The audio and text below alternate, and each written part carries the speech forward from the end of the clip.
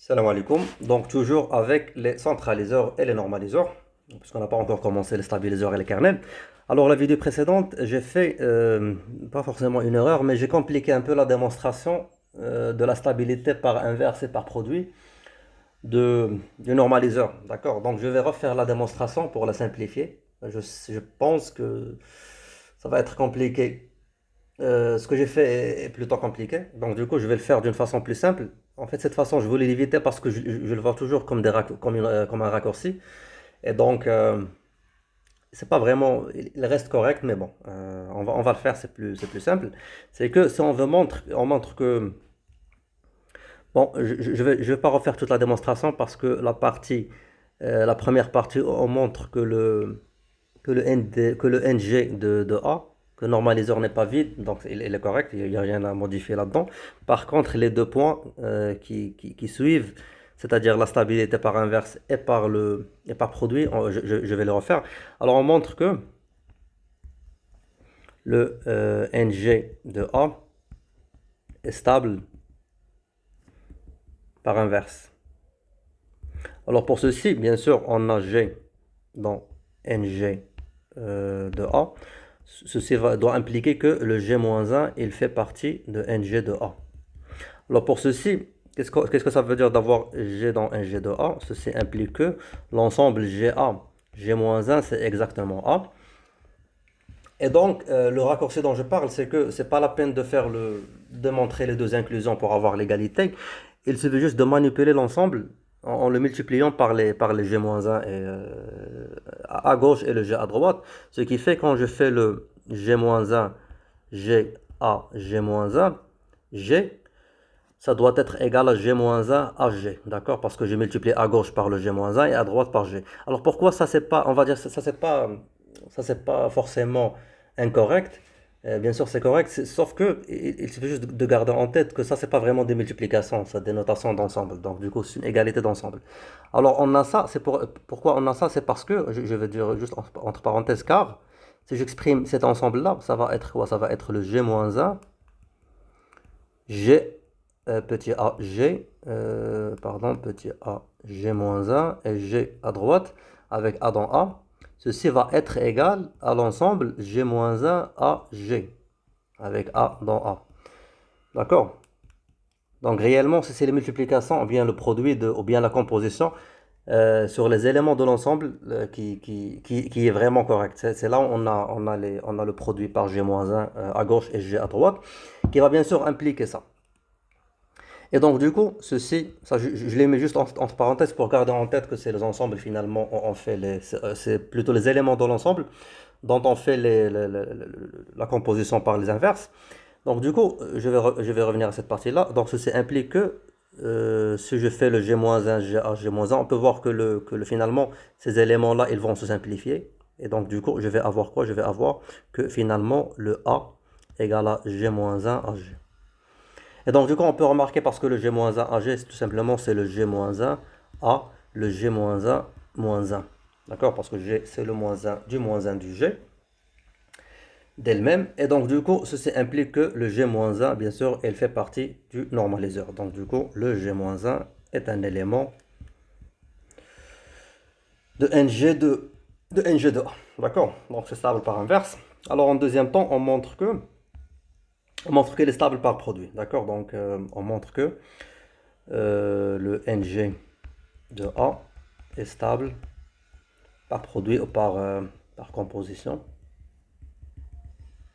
C'est-à-dire que si je prends un G1, G2, c'est-à-dire deux éléments de ND8, pardon, ND8, je dis toujours le ND8 parce que je travaille sur un exemple sur le groupe diédral D8.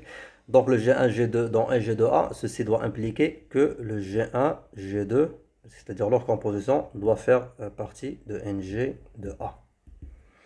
Et donc, du coup, et donc voilà. Donc, qu'est-ce que ça veut dire G1, bien sûr, G2, ils font partie de ND8, je dis toujours le ND8, de NG2A. Ceci implique que le G1 A G1-1 est égal à G2A G2-1 est égal à A. D'accord? Et donc, du coup, ceci implique, non, il n'y a pas d'implication. Ce qu'on va faire, c'est qu'on va faire la même chose pour leur composition et voir si c'est égal à A aussi. Donc ça, c'est G1, G2, A. Alors l'inverse de G1, G2, tout simplement, c'est le G2 moins 1, G1 moins 1. Alors bien sûr, on n'a pas le droit de faire G1 moins 1, G2 moins 1 parce que les éléments G1, G2, pas forcément ils commutent, d'accord? Même dans centraliseur, comme j'ai dit dans les vidéos précédentes, c'est que pas forcément ils vont commuter entre eux, d'accord? Ils vont commuter avec les éléments de A parce qu'ils sont des centraliseurs, mais pas forcément on a la commutativité entre eux. Et donc, du coup, pour le normaliseur, c'est encore plus. Donc, du coup, on va pas forcément avoir la commutativité, ce qui fait l'inverse, ça va toujours être le G2 moins 1 suivi par G1 moins 1. Et donc, du coup, ceci, c'est égal à quoi? Par associativité, j'ai fait le G1, G2A, G2 moins 1, G1 moins 1.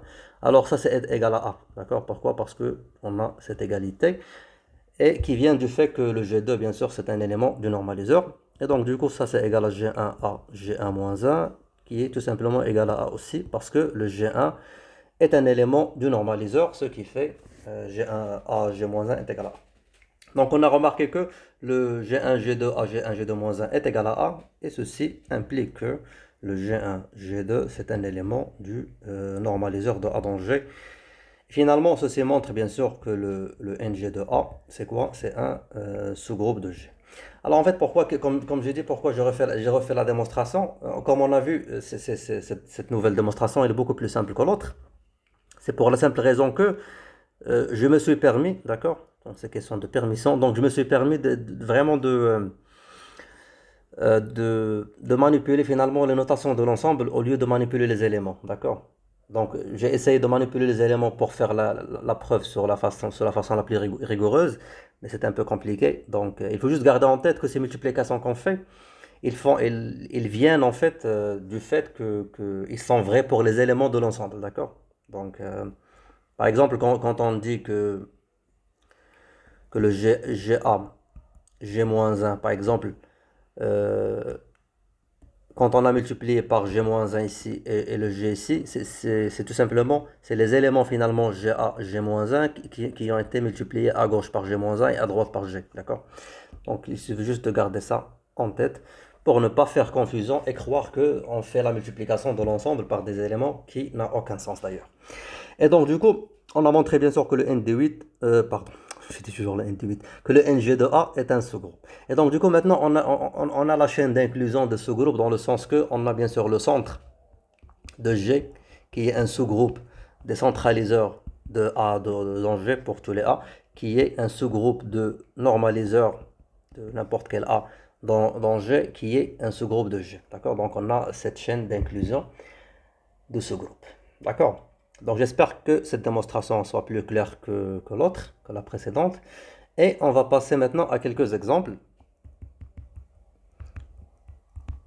pour comprendre bien sûr et se familiariser avec ces trois sous-groupes qui sont bien sûr le centre, le centraliseur et le normaliseur. Alors premièrement, la première question qu'on peut se poser, c'est que, bien sûr, on a supposé, quand on a quand on a présenté ces trois sous-groupes, on a supposé que G n'est pas forcément abélien, d'accord?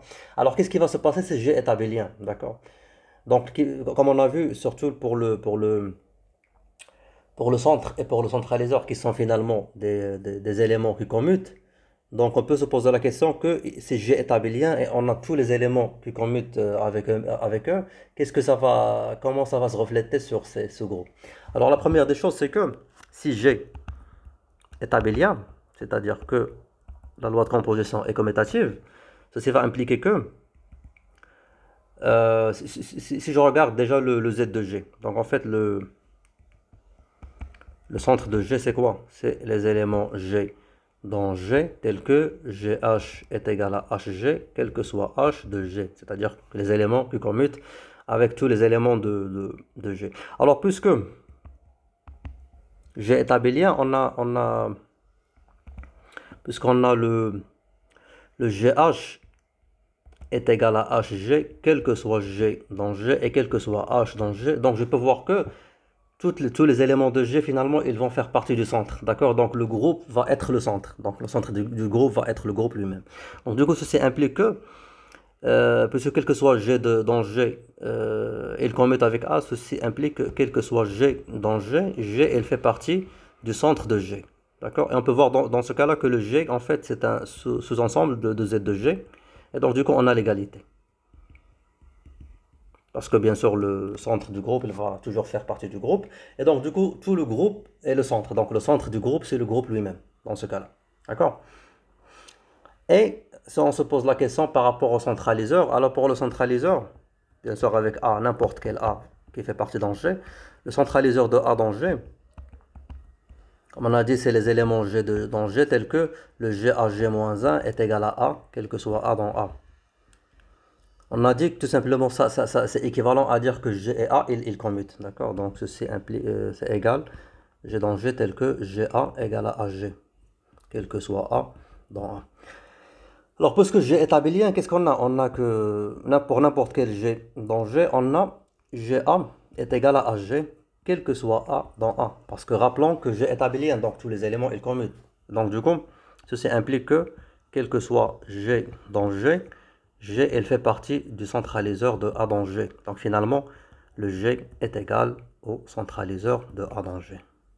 Donc on peut voir que non seulement le centre est égal à G, même tous les centraliseurs pour n'importe quel A, ils vont faire partie, ils vont être égal à G. Donc voilà. Alors maintenant la troisième question c'est par rapport au normaliseur. Donc le normaliseur, c'est quoi le normaliseur? Tout simplement, si on fait le NG de A, bien sûr avec A dans G, rappelons c'est quoi ça? C'est les éléments G dans G tels que le GA G-1 est égal à A. Donc en fait c'est quoi le GA? G-1, comme on a dit, c'est le GA, G-1, A dans, pardon, voilà, A dans A. En fait, ce qu'on peut remarquer, puisque G est abélien,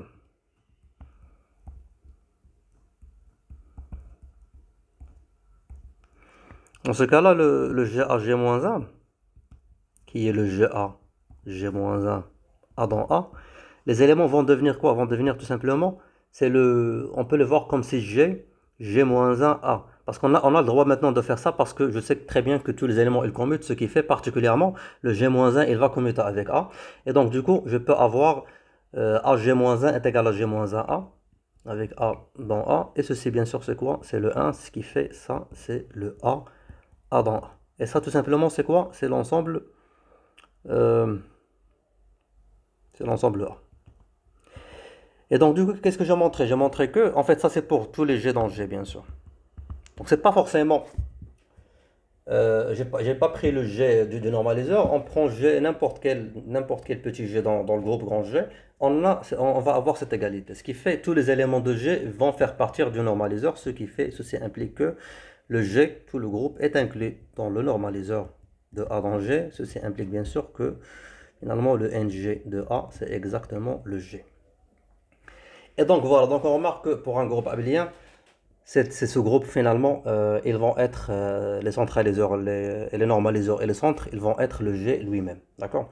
Ça vient bien sûr du fait que tous les éléments ils commutent parce que le G est abélien. D'accord? Donc, donc voilà, donc on va voir un deuxième exemple. Alors cet exemple, on va s'intéresser pour le groupe D8, d'accord? Donc groupe diédral D8. Donc si je choisis le G, c'est le groupe diédral D8, tout simplement. Ça c'est le 1. La rotation R, R au carré, R est 3. Et la réflexion SR, SR au carré, SR3. Donc, pour rappel, ça c'est des rotations du polygone. Ça c'est... Bon, on peut exclure le 1 parce que le 1 il fait rien réellement. On peut le voir, ça peut être une réflexion ou bien une rotation qui fait rien. Et à partir du S jusqu'à le S, R3, c'est des réflexions du polygone. Et donc, du coup, la question qui se pose maintenant, ça va être quoi le centre? Ça va être quoi le centraliseur? On va choisir bien sûr un A spécifique et on va chercher bien sûr son centraliseur, un normaliseur. C'est quoi le centre finalement de D8? Donc je choisis A, tout simplement, c'est les rotations. Donc je choisis le 1, R, R au carré, R3. Et on va déterminer le centraliseur et le normaliseur de A en premier temps, et après on va calculer aussi le centre du groupe. Alors pour ceci, je vais laisser ça pour la prochaine vidéo parce que je pense que c'est là on doit s'arrêter. Donc on se voit dans la vidéo prochaine.